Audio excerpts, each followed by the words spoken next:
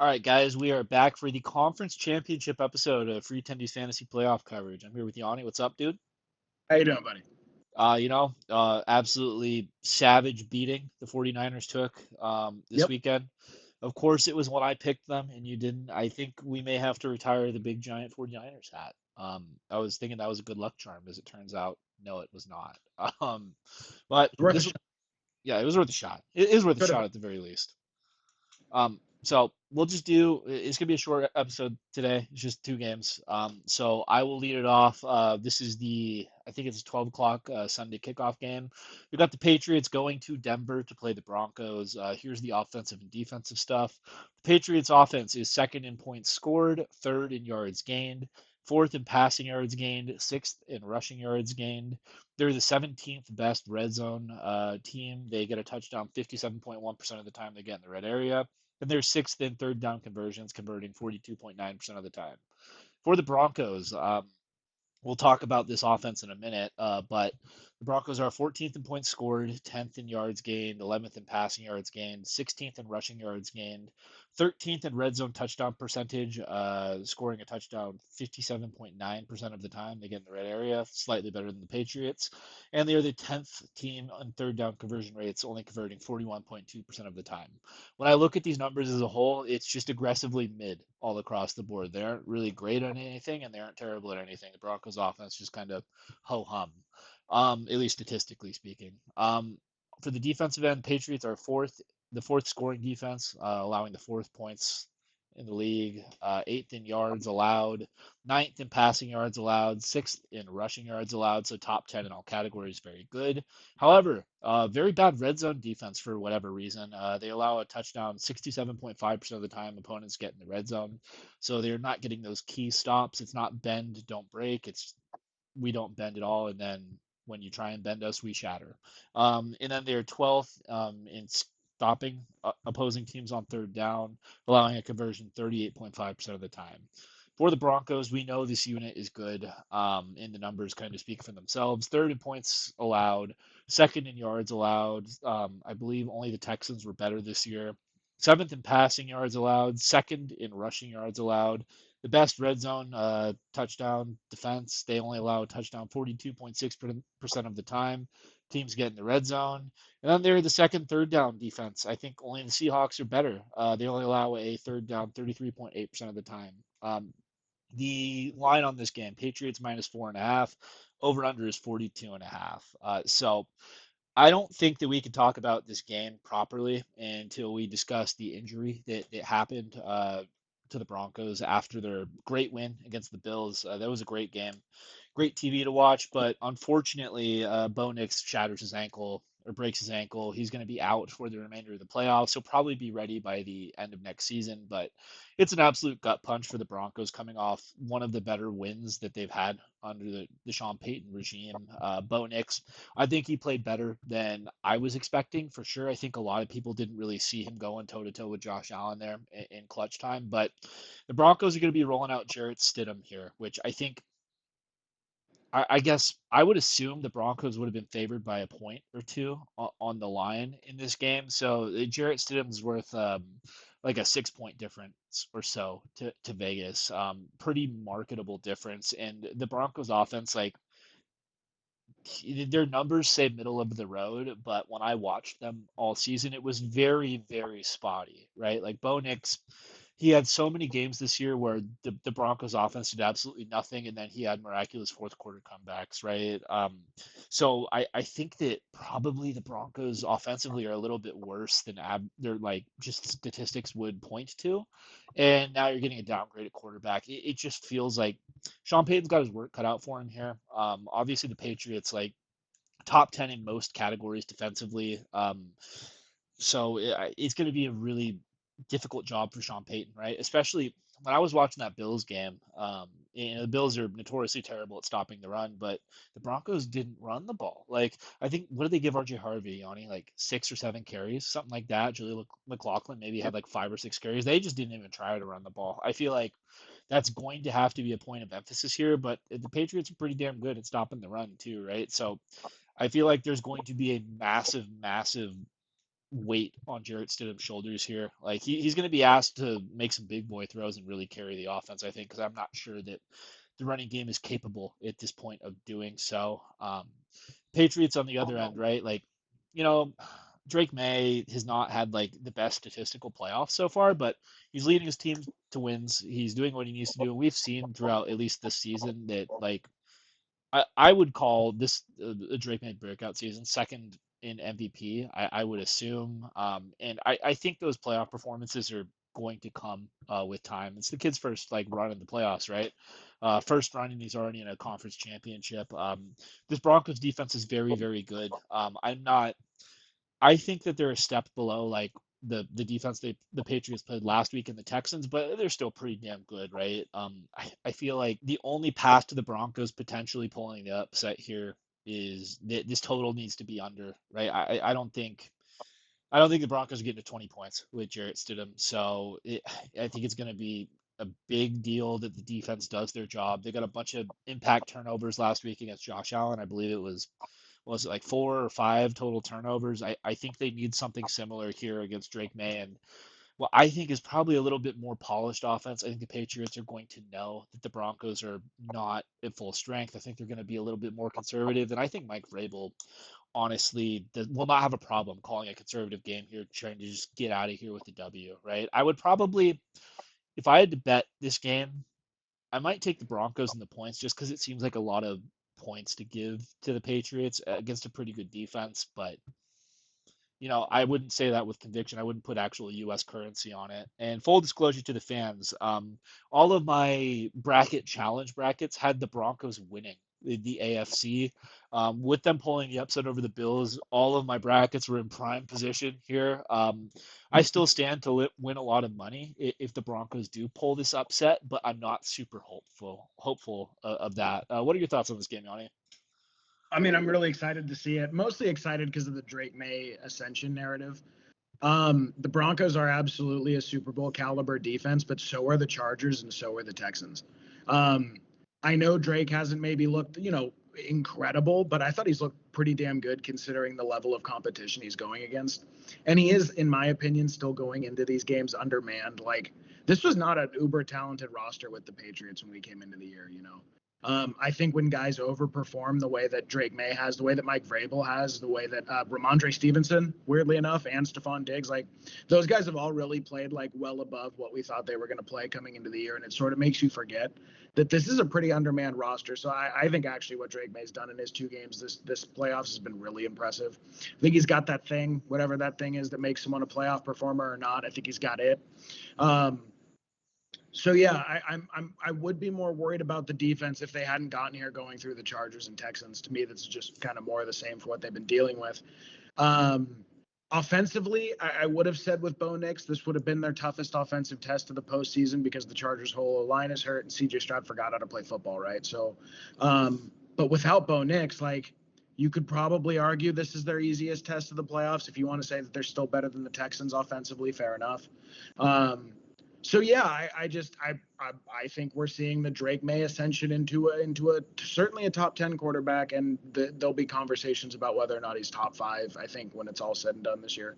So that alone to me is worth 6 or 7 points. It's why I took the Bills to beat the Broncos last week. Unfortunately, Josh Allen had one of the worst games of his career. But yeah, to me, that's the story of it. Is one team has an absolute stud quarterback, the other one doesn't. And then, Sean Payton's won a Super Bowl, sure, but like when you talk about championship metal through and through a roster, I know there's only one Patriot that had won a playoff game coming into this year, that free agent D tackle they signed. But like the coaching staff, dude, Vrabel, multiple time Super Bowl champion. Josh McDaniels, multiple time Super Bowl offensive coordinator, who's probably been through more than almost anyone in the NFL because he was Tom Brady's guy during that time. Like, I think you have a coaching staff that genuinely and truly through and through knows how to conduct a playoff run, both being on the field for it and being in the booth for it. And I think ultimately that experience will show through. I think that will be the difference maker besides the Drake May factor. I really believe in the Patriots, tip to tail, X's and O's, Jimmy's and Joe's. I'm such a big fan of what they built this year. And I think that will show on Sunday. Yeah, I'm taking the Patriots as well. For me, like, I think this would have been really captivating if the Broncos had Yeah. their quarterback, because, like, Yep. I I'm a Drake May guy too, but a lot of people out there, a lot of fans and watchers of the NFL are saying that the Patriots have never, there's never been a team as lucky as the Patriots in terms of like their path to the Super Bowl. While that may be true, I do think they win here. I think that whoever comes out of the NFC is going to be a legitimate test for the Patriots. They're not going to get a freebie if they win a Super Bowl here. No. But yeah, this does feel like an injury is going to steal a good game from us, I feel like. But yeah, I'm on the Yes. Patriots as well. Yep.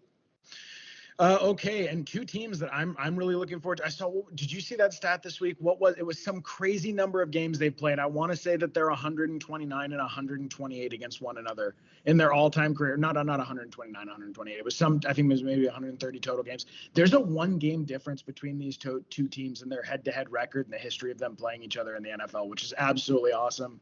We're getting a third game from the Rams and Hawks. They were historical outliers in terms of their record against the spread when they played both times this year. So really, really good football. I wish it was our 49ers, of course. But, at least if it's not going to be the 49ers, it's going to be an incredible game. The Rams offense is number one in points scored, number one in yards, number one in passing yards, seventh in rushing, seventh in red zone touchdown percentage, 17th in third down percentage. The Seahawks offense is third in points scored, seventh in yards, eighth in passing, 10th in rushing, 21st in red zone touchdown percentage, and 16th in third down conversion rate. Defensively, it should also be a pretty damn good game. We have the Seahawks defense, which is first in points allowed, sixth in yards, 10th in passing defense, third in rushing defense, fifth in red zone percentage, and first in third down percentage, as the 49ers found out last week. The Rams defense, 10th in points allowed, 17th in yards, 19th in passing, which is kind of surprising because earlier in the year they were horrific. They bounced back a little bit. 12th in rushing, third in red zone touchdown percentage, and seventh in third down percentage. The Seahawks are minus 2.5 points at home. And then the over-under is 46.5. I've been saying over-unders feel high during these playoffs, but we have had some surprising games pop off. So for the Seahawks, I think it's pretty straightforward what this game feels like for the Seahawks. JSN should have a field day. They've now been forced to use Kenneth Walker as a bell cow, which, a few weeks too late for those of us that are Kenneth Walker fantasy believers. But you saw the vision last week, right? He had like 3 touchdowns, 150 yards. He was my captain on DraftKings for that game against the 49ers. And I think with the 1.5 point multiplier, he had like a 53-point game. Won me a whopping $14 on my $3 entry. So that was a pretty big come up. But, I do think ultimately for this offense, it actually is a good thing for them to be forced to use Kenneth Walker full time, at least in my opinion, because of what I think of the player, because of how I appraise his upside compared to Charbonnet. So I think it's going to be the Kenneth Walker, JSN, and Sam Darnold show. Pretty straightforward. They're going to try to run the ball a lot, but the Rams have been much better against the rush than the pass this year. I think Sam is going to have to drop back. It's going to come on his arm.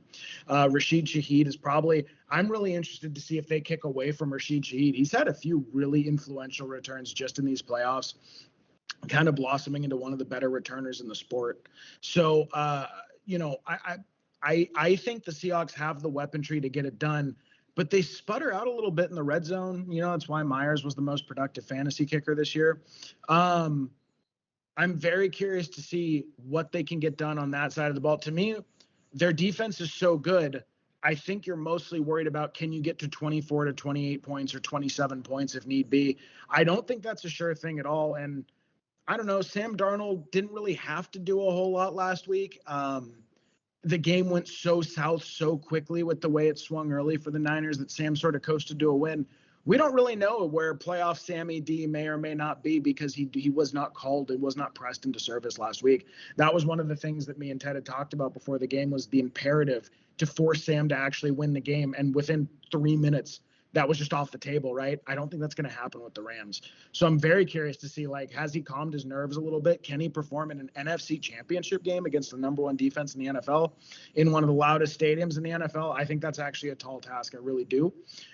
So very interested on there. For the Seahawks, or for the Rams, Matt Stafford's actually been killing Mike McDonald in the time that they've played each other. He is 9 touchdowns to 1 interception ratio. Devontae Adams only had 1 catch in the 2 Seahawks games this year, so they have been shutting down Devontae Adams, but Puka's just so damn good, it doesn't matter. The Seahawks have shown a particular vulnerability to both receiving running backs and receiving tight ends, right? Tight ends have actually killed them this year. Maybe no team in the NFL besides Arthur Smith uses tight ends as effectively then Sean McVay. So I think we're going to see a really heavy attack with their multiple tight ends and their multifaceted tight end attack too. They have that rookie Ferguson who's pretty good. They have a bunch of different guys. Like I think the Seahawks could be in pretty serious trouble with the fact they're soft where the Rams are really strong. And then receiving, like Corum and Williams, neither one's an incredible receiving back or anything, but they're both more than competent. And McVay is more than willing to feed his running backs out of the backfield. So I actually think the Rams have a very straightforward path to victory here, even if their wide receivers have a hard time.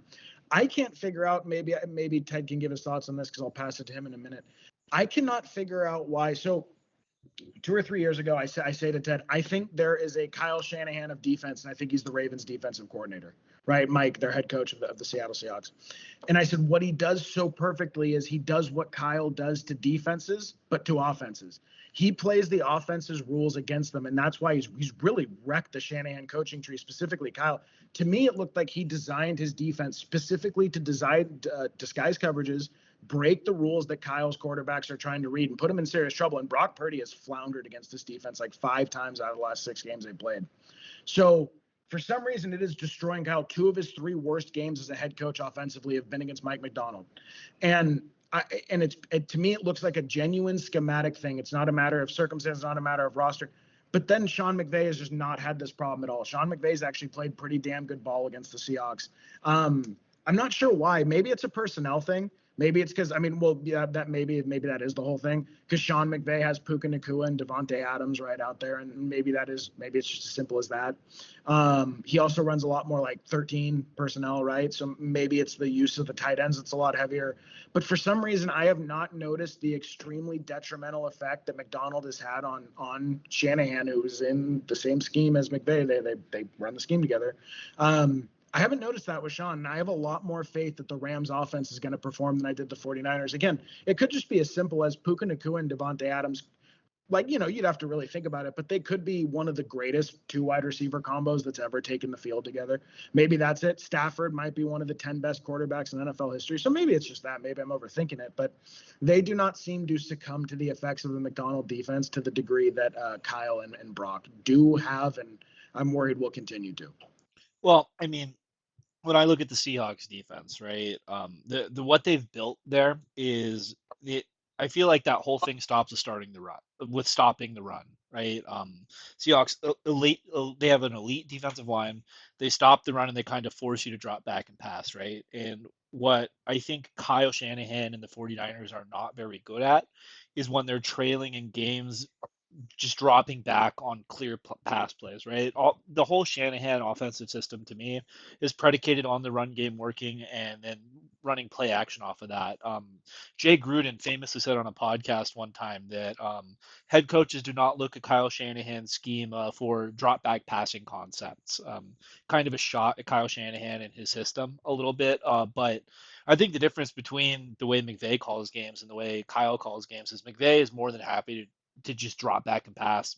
Like Kevin O'Connell's kind of the same way too, where they will get a little pass happy, and I think that's how you beat the Seahawks team, right? Because they are so strong up front. Like when the Seahawks have lost games this year, they lost one to the Rams and they lost one to Baker and the Bucks when they were firing, right? And those are strong passing offenses. That's really the strength of the offense. The Seahawks have not held the Rams under 30 either time this year. The first game, Sam Darnold throws 4 picks, and the Seahawks mount a comeback at the end of the game. Then the last time they played, really the Rams were stepping on the Seahawks' throats, and then the Hawks got that return touchdown from Rashid Shaheed, right? So I think the Rams have severely outplayed the Seahawks for the majority of the time these two teams have played. But at the same time, right, I feel like the Rams have not been playing their best football over the past, like, I'll even call it like month and a half, almost 2 months. They have looked like they're leaking oil a little bit. And the Seahawks team, I think they're on an 8-game winning streak, right? So it feels like the Seahawks are playing better football right now, but I feel like the Rams have all of the tools to beat this system and team, and they've shown that they can do it, right? And it's just a question of which Rams team do you get? Like, did the Rams only score like 20 points against the Bears last week because they were struggling offensively, or was it because it was Stafford in the cold? I feel like it might have something to do with that, how cold it was in Chicago, right? Seattle, while they have a loud stadium because their fans are any louder than anyone else and they just have a good architect, the weather is going to be fine there. I think I didn't see any rain in the forecast, so I think the Rams are going to be able to score here. And so I think the Rams probably get anywhere between 28 to 32 points, right? I think they will score. I don't think the Seahawks are going to shut out McVay like they did Shanahan, right? So I feel like the onus is going to be on Sam Darnold. He cannot do the Jimmy Garoppolo playbook that he's been doing. The Seahawks have had the fortune of playing the crippled 49ers defense, and then having a bye week over the past 3 weeks, right? I feel like it's not really representative of like a real defense. And while I do agree that Kenneth Walker is the more explosive running back, and you would prefer to hand off to Kenneth Walker, I would say, right? What Ken Walker is significantly worse than Zach Charbonnet at is pass protection. Ken Walker, not a very good pass protector whatsoever, right? So if the Seahawks cannot just run the ball at will on a team, this Rams, the strength of their defense is the guys they got on the defensive line to get pressure, right? And you're missing Charbonnet out there throwing some blocks. I feel like this is where it's going to be such a test for Sam Darnold, man. Like, this is nut up time for him. If he goes out there and he, like, I don't know, he could throw for 250 and a couple touchdowns against the Rams and leads the Seahawks team to a win, I will fundamentally view him as a different clutch level of player, right? Like, I my opinion on Sam has changed over the past 3 years or so, right? He went from like an abject, terrible bust to me to, hey, this guy at least has some juice, right? But the offense for the Seahawks has looked shaky the past 9, 10 weeks, something like that. Sam hasn't had to do much during the winning streak. I don't think he can get away with that this week. I'm taking the Rams personally. Fuck you, Seattle. I do think it'll be a good game. I think that what the Seahawks are building is sustainable and exciting for that fan base, as much as I hate to say that. But the level of championship experience that the Rams have, the guys they have, it just feels like they're the better team, and the rubber match is where you see that. What do you think, Yanni? Where'd you land? I will be riding along with you, not just with my head, with my heart. Like, if I'm going to watch an NFC opponent, an NFC West rival, potentially raise the trophy in the 49ers stadium, I would so much rather I get to see a few legends that are like some of the best of their era and one of the young guys that may be one of the best of his era. I would so much rather see those guys hoist it than whatever the Seahawks are. I don't know. I do actually respect their roster quite a bit, but head and heart, give me the Rams. I hope they advance. And I think if we have the Rams and Patriots, it's going to be a fantastic Super Bowl. So I feel like watchers of the show may not understand where we're coming from here, Yanni, but we're 49ers fans that have to decide the lesser of two evils to potentially win a Super Bowl in our stadium between probably our biggest rivals that fucking hate us, the Seattle Seahawks, or our favorite player, Jimmy Garoppolo, coming back home Oh, fresh off the fucking strip club. He's probably going to be wearing glasses because his eyes will be bloodshot. Can you uh, imagine seeing Jimmy, like, when Roger Goodell goes there at the podium and Jimmy's going like this with the trophy? It's like, it's the worst. No matter who comes out of the AFC, I'll be rooting for him. But to me, the Rams is a little less sickening because it's just I, one I guy. I bet you he has like little, like around the hip line tattoos. I bet you he has a little tattoo of each Lombardi that he's won backing up Brady. He like won one or two backing up Brady. So if he gets a third one, he's going to be like a 2 or 3 time Super Bowl champion. I'm sure he's got little Lombardis tattooed somewhere for a lucky lady to find on his weekend excursions. God, fuck, man. Yeah, and also like, dude, you and I have been in the trenches with the Rams. Like we were down in Inglewood for the championship, getting yelled at, getting screamed at, wandering through Inglewood for an hour.